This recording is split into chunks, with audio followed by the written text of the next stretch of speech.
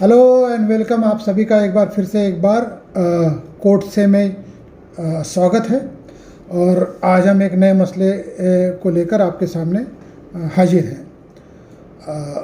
अगर आपने कभी ऐसा सोचा है या कोई ऐसा वाक़या आपके लाइफ में ज़रूर हुआ होगा कि जब आप कोई इम्पोर्टेंट काम कर रहे हो, कोई एकदम किसी काम में एकदम मशगूल हो और बहुत ही ज़रूरी काम है, या ज़रूरी काम ना भी हो, आपने ऐसा अक्सर देखा होगा पढ़ाई के समय या कुछ काम के समय या कोई इम्पोर्टेंट मैच देखते समय या कोई इम्पोर्टेंट फिल्म देखते समय, या ऐसे भी अगर बत्ती गुल हो जाए और अंधेरा छा जाए, तो ऐसा एक्सपीरियंस तो सभी को हुआ होगा। और अगर ऐसा एक्सपीरियंस कोर्ट को झेलना पड़े तो क्या होगा। ऐसा है कि हिंदुस्तान में निचली अदालत, डिस्ट्रिक्ट कोर्ट, मजिस्ट्रेट कोर्ट, इसमें लाइट जाना कोई ऐसी बहुत बड़ी बात नहीं है। लाइट जाती रहती है और इसका बहुत बड़ा शोरगुल कहीं पे होता नहीं है। आमतौर पर वहाँ के जो प्रिसाइडिंग जजेस होते हैं वो भी इस चीज़ को यूज्ड टू हो जाते हैं कि भाई लाइट तो जाती रहती है, आती रहती है, वो अपना काम करते रहते हैं और वो अपने हिसाब से उस चीज़ को झेलते रहते हैं और जो भी है उसको रिमेडियल रिकोर्स लेना चाहिए उनकी तरफ से, वो लेते भी रहते हैं। बट वो इस चीज़ से यूज्ड टू रहते हैं कि भाई लाइट आती है और जाती है। और ये निचली अदालतों में, डिस्ट्रिक्ट कोर्ट में, मजिस्ट्रेट कोर्ट में ये कोई बहुत बड़ी बात नहीं है। आप गांव खेड़े के किसी कोर्ट में जाइएगा तो आपको पता पड़ जाएगा कि लाइट अगर वहाँ पे चली भी जाती है, बेचारे जजेस गर्मियों में ऐसे बैठे रहते हैं, काम करते रहते हैं, कोई बड़ा मसला नहीं है और वो उनके लिए वो एक्सेप्टेड नॉर्म है। लेकिन क्या होगा अगर हाई कोर्ट में लाइट चली जाए, किसी भी हाई कोर्ट में अगर लाइट चली जाए और एक आध दिन की बात नहीं हो, ये रोज़मर्रा की बात हो जाए और घंटों लाइट जाए। मतलब ऐसा हो कि इतनी दफ़ा, इतनी मर्तबा, इतने घंटे, इतने दिन तक जाए कि हाई कोर्ट को अपने डिस्चार्ज ऑफ ड्यूटीज़ में and discharge of administrative duties, discharge of judicial duties में दिक्कत आ जाए। तो ऐसा वाक़या पिछले दिनों Jammu and Kashmir high court के श्रीनगर बेंच के सामने आया। हुआ यूँ कि श्रीनगर बेंच, जो Jammu and Kashmir high court का जो श्रीनगर बेंच है, वहाँ पिछले कई दिनों से लाइट की किल्लत चल रही थी और घंटों लाइट चली जाती थी। मतलब उसकी कोई समय सीमा नहीं होती थी। एक बार चली गई तो चली गई, जब आए तब आए। और इंफ्रास्ट्रक्चर, इलेक्ट्रिसिटी इंटरप्शन के वजह से इतना डैमेज हो चुका था कि रोज़मर्रा के जो काम होते थे वो नहीं हो पा रहे थे। और हाई कोर्ट इस चीज़ से काफ़ी विचलित था, क्योंकि रोज़ एक आध दिन जाए तो ठीक है, कोई जुडिशरी भी या एडमिनिस्ट्रेटिव जस्टिस भी थोड़ा सा उसको एडजस्ट करके चलती है। लेकिन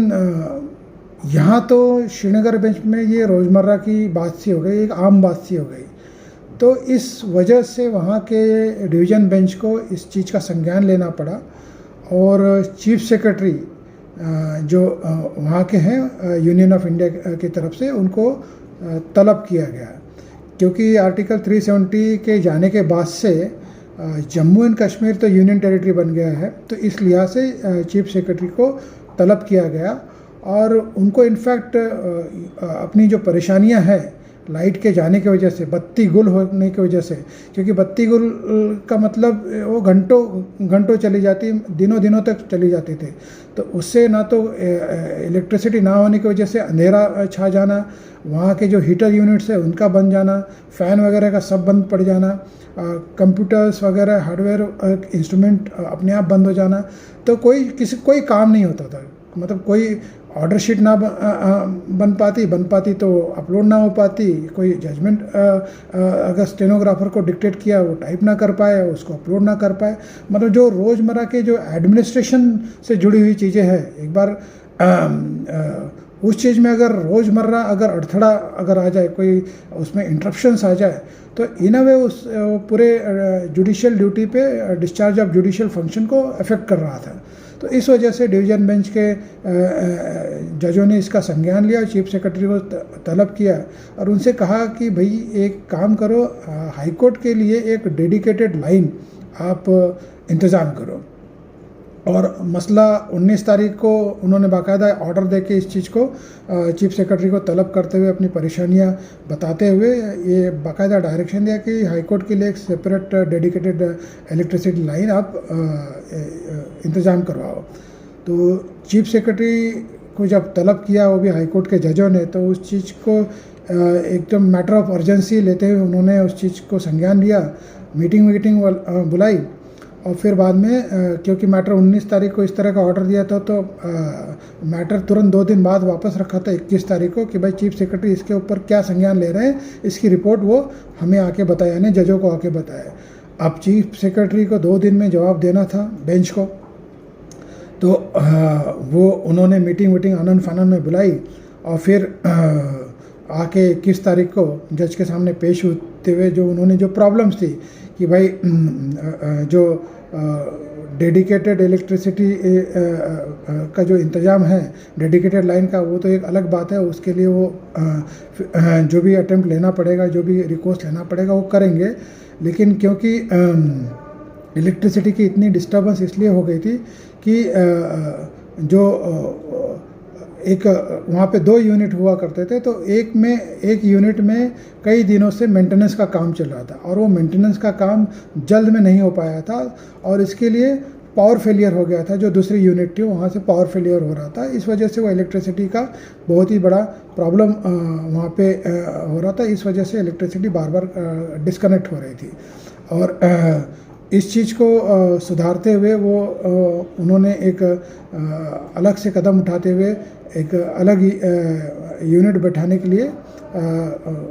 एक निर्णय लिया और कोर्ट के संज्ञान में बातें जजों के सामने लाई। बेंच भी इस चीज़ से सेटिस्फाइड था कि चलो ठीक है, दे रहा है, दुरुस्त है। मेंटेनेंस इशू को लेके अगर एक यूनिट में मेंटेनेंस इशू को लेके इतना समय लगता है तो इनके पास alternate remedial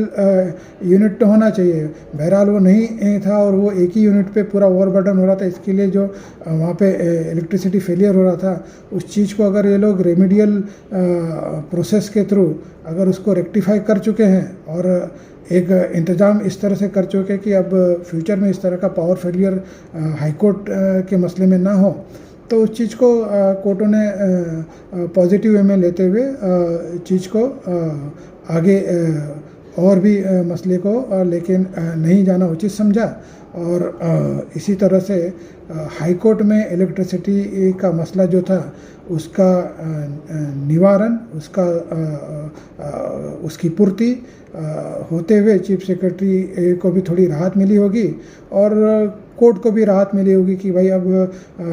discharge of duties में कोई परेशानी नहीं होगी। ये मसला कल ही रिजॉल्व हुआ। हालांकि ये इस तरह के मसले ट्रायल कोर्ट और डिस्ट्रिक्ट कोर्ट में रोज़मर्रा होते हैं, लेकिन क्योंकि वो इस तरह का डायरेक्शन या कमांड नहीं दे सकते थे चीफ सेक्रेटरी वगैरह को और उस वजह से वहाँ पे तो इन चीज़ों को मतलब इन चीज़ों का निवारण करने के लिए इतना तुरंत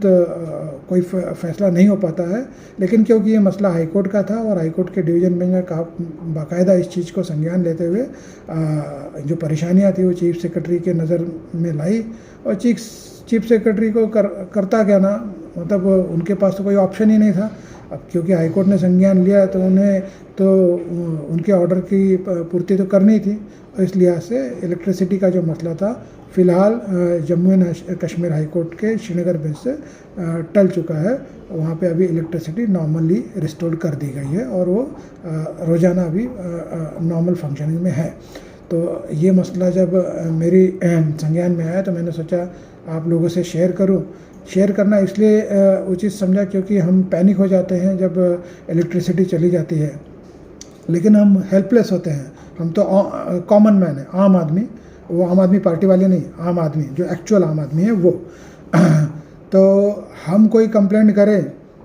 हम क्या ही चीफ सेक्रेटरी को तलब कर पाएंगे, लेकिन हम अगर कोई कंप्लेंट करें तो हमारी कंप्लेंट का क्या संज्ञान लिया जाता है ये तो भली बात ही सभी को पता है।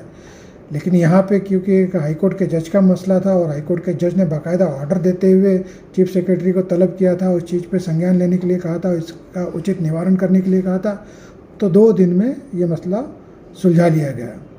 उम्मीद है कि इसी तरह से अगर मसले जो आम जनता अगर फेस करती है और ये ब्यूरोक्रेट सुलझा लिया करे तो ज़्यादा बेटर होगा। इस लिहाज से मैंने ये कहानी बताना ज़रूरी समझा और मुझे अच्छा लगा कि आप मेरा वीडियो देखते हैं और आपसे दरख्वास्त है कि आप ऐसे ही मेरा वीडियो देखते रहिए और आगे आने वाले दिनों में मैं आपके साथ ऐसे ही अलग अलग मसलों को लेके जो अलग अलग कोर्टों के सामने रोज़ाना कुछ मसले जो होते हैं उनका मैं संज्ञान लेते हुए आपके सामने मैं वीडियो लेकर प्रस्तुत होते रहूँगा और